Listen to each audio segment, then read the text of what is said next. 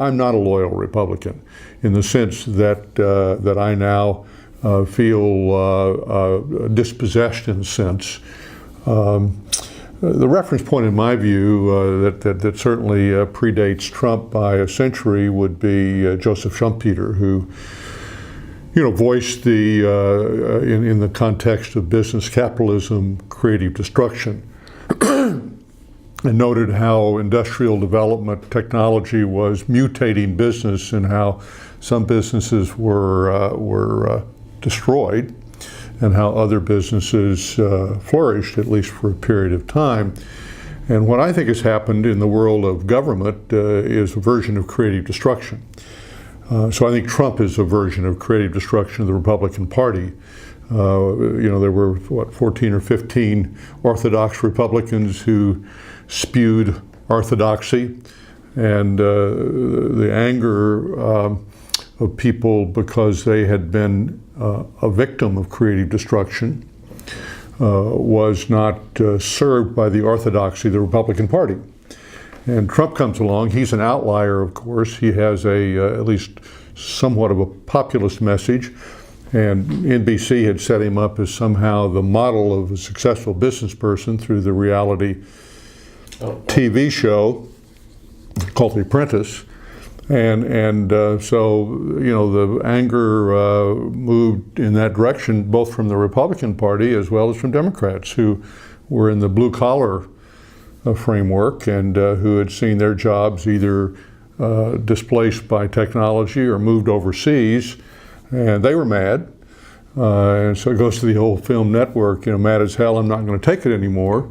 And that produced Trump. To me, the Trump movement is an outgrowth of anger.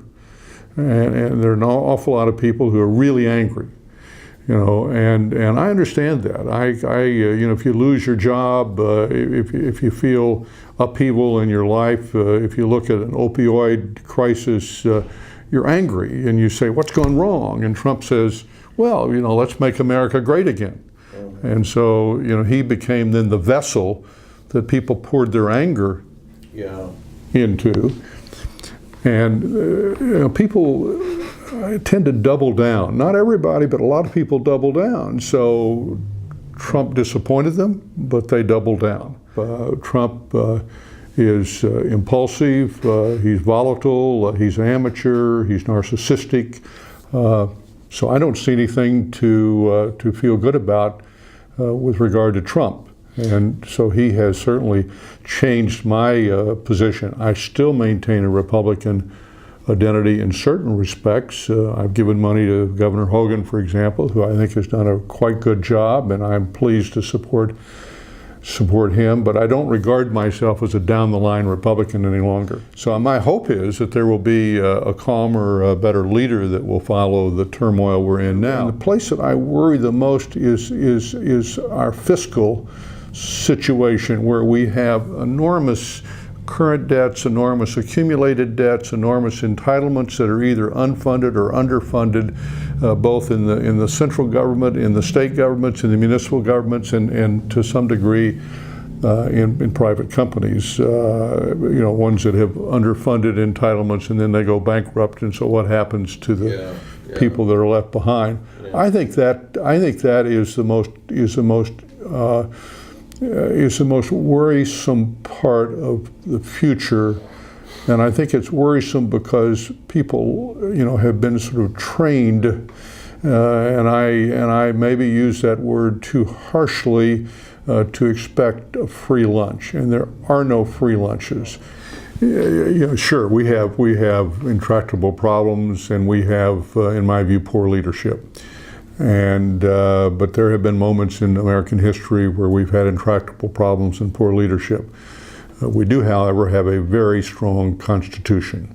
And so I again have to go back to the profound nature, structure of our Constitution, to the fact that I think we're a resilient people, even though I am not happy with having two political parties that are in such a strong position. They can change, of course, as certainly the Republican Party changed in this last election. So yeah, I see myself as a conservative, but I also see myself as adaptable in the sense that I have been privileged. I mean, I have had a chance to look at politics in a more conventional sense, and then I've had a chance to get immersed in technology, literally there at the birth of the digital industry. And so, I took to heart Schumpeter and creative destruction, and I said, all right, whether it was in the government through the Federal Communications Commission or in business, I've got to be adaptable. I have to lead adaptably. I have to lead creatively. However, you might want to look at that. So it really informs much of what I do.